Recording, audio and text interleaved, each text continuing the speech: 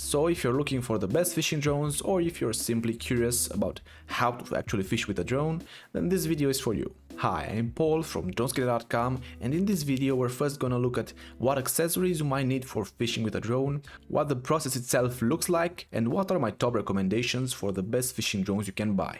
I have also written an article on dronesgator.com which pretty much covers everything you need to know, tables comparing the drones, what to look for, and so on, and even the drones themselves compared. You can find this article down in the description, or just search on Google for DronesGator best fishing drones.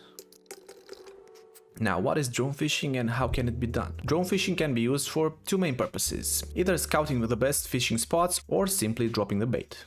If you do love both flying drones and angling, this might actually be quite fun. These guys are doing some onshore fishing, which makes it quite hard to drop the bait very far.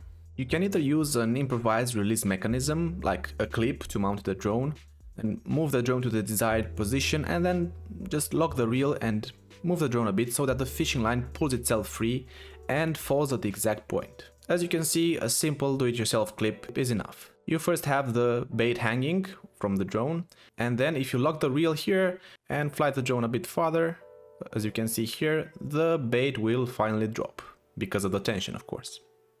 There are a lot of third-party release mechanisms that you can buy for different drones, and some more universal, or as you can see, a smarter release mechanism that's electronic for the DJI Mavic 2. I did include in the article some accessories for each drone I recommend.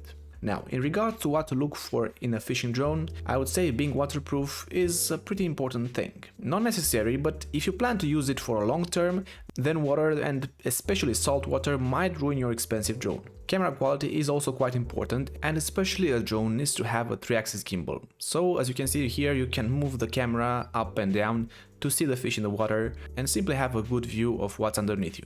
However, most drones these days can go past 1 kilometer easily, some of them being able to go up to 10 kilometers. In terms of battery life, I do suggest something over 20 minutes at least. And always make sure that your drone isn't too small and has plenty of power to actually carry the rig far away and make sure to come back. Now for what I think are the best fishing drones this year.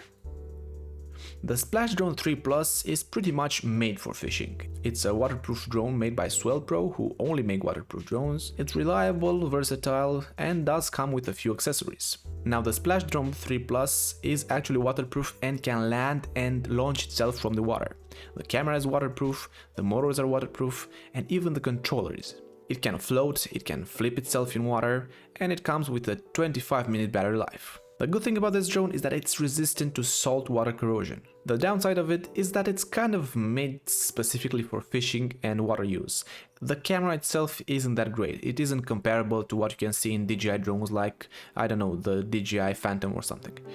One disadvantage that the Splash Drone 3 Plus has is that you actually have to buy the camera and the fishing rig separately, which might end up costing you quite a lot of money for a drone that you can't really use in other circumstances. However, an alternative to this is the good old Phantom 4 Pro. The Phantom 4 Pro is the choice of most people when trying to fish with a drone, because it is strong, the camera is great, and it's quite stable in the air and very easy to fly. Right now the latest version is the Phantom 4 Pro version 2, which comes at $2,000. However, you can buy it cheaper on Amazon if you want an older version. There are quite a few hook mechanisms that you can buy for the Phantom 4 specifically that can work electronically from afar.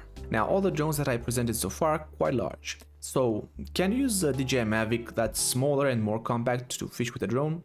And the answer is yes, of course. As you can see here, the Mavic 2 Zoom is one of my main recommendations. It can fly for over 30 minutes, it goes up to 9 kilometers, and it has quite powerful brushless motors. You can actually fish with any Mavic series drone if it's not the Mini, because it is probably too small to carry the bait.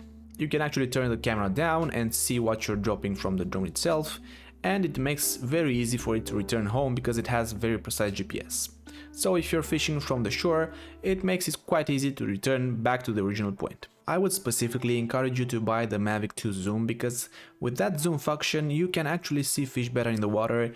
It's also easier to scan ahead and see where you might actually drop the bait better, and I would say it's more useful overall.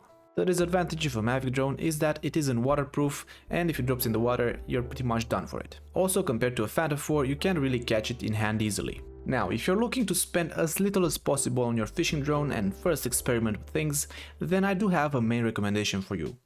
It is called the Simrex X11 and it's quite amazing for the price. You can fly for up to 22 minutes with it, and 500 meters, which is quite enough for dropping the bait and coming back, and the 1080p camera, but with a 3-axis gimbal, which is usually found in more expensive drones. This means it's stabilized and it allows you to look down.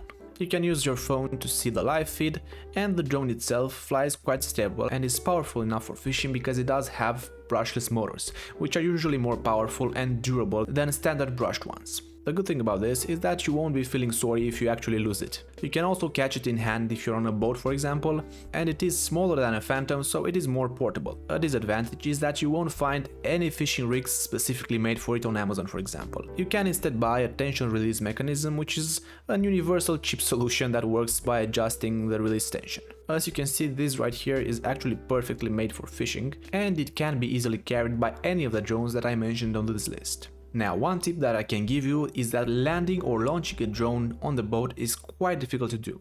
One thing you must take note of is that the drone will actually return back to home on the original point. But if the boat moves from that spot, it won't land on the boat but on the specific GPS location that it was originally in. So what I'm trying to say here is that you shouldn't use return to home if you are on a boat. Any additional questions, and if you're curious to find out specifically how to rig a fishing line to a drone or the entire process of fishing, I do have links in the article down below to videos showing you specifically how to do this, and also bonus tips, the fishing accessories that I recommend, and some frequently asked questions like, can you do surf fishing in the ocean with a drone? Or maybe you're curious about using your drone to fish underwater. All of that and more you can find in the article in the description. Next, I suggest you check one of my recommended videos right here, or just subscribe to the channel, and please hit the like button to help with the algorithm.